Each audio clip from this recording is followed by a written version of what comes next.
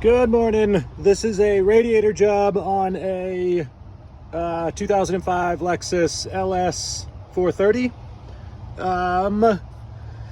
So here's the new radiator that's already in. The old one sprung a leak, and it's not a terrible job at all. The biggest pain, there's the old radiator. You do have to take the fan out, which is a bit of a pain, but it's just 2 screws on the top and 3 on the bottom. They're all 10 millimeter. You can see where the bottom ones go. One's right there, one's right here, one's right here. As far as the radiator itself coming out, it's just disconnecting each of the hoses. I prefer this way. And then you have the transmission lines there. You can just pull those, put them all in the pan while you replace it. This, I believe it's around 10 liters. So I got 3 jugs for it to refill it. But obviously drain it first. There's a drain right here. The old ones right here. So we switched the transmission lines off of this here. Here's where the screws went in from the fan. And I remember to take the cap from the old one.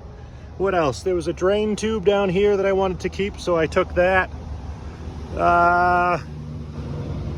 Oh, and then the rubber things, they might come out with this, like the filler there that goes so it seats in the bottom of the frame. So make sure that you pull those out. If it's too wiggly, then you didn't pull those out. Let's see. Moving over to, you can see where it had cracked in the top and was leaking. This is the fan. The fan has the reservoir tank attached to it. So it just comes off with the 1, 2, and then 1, 2, 3 on the bottom there. Now, because of these lips on the side, see there's that, and there's this here, you have to take out a few of these silly things. These are just covers, that one and that one, which don't really matter. That's all of these things that you have to take out, including the fan, and all of these things are 10 millimeter with the exception of just these 2 that hold the top of the radiator. Those are both 12 millimeter.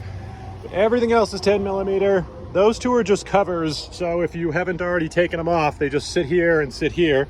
That middle one's a cover for the computer stuff here, which is important to have. This has 3 bolts. One was right here. Again, all 10 millimeters. One was down there. And one's actually right in there.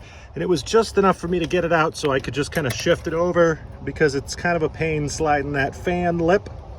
And then the fan lip over here, it's the same thing. So I just took the air box out. And then there's just a couple of bolts down there to take those out.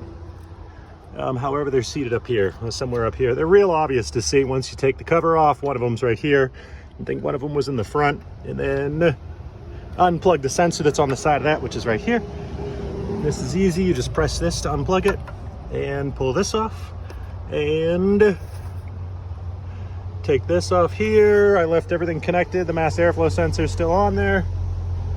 Yeah, and then the installation is reverse of that.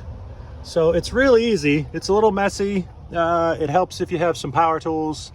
The wiring harness does have to become unclipped from the fan, and it sits way over here. So mine, the fan things that hold the wires in place were all busted, so there were zip ties on them. So I cut the zip ties, pull the plug over here. I'll put it back on with zip ties as I found it. And that's about it, I think. I don't know, comment with any questions, but it's easy. It's all easy stuff. All's an exaggeration. Most of it's easy stuff. That's all. You guys have a great day. Thanks for watching.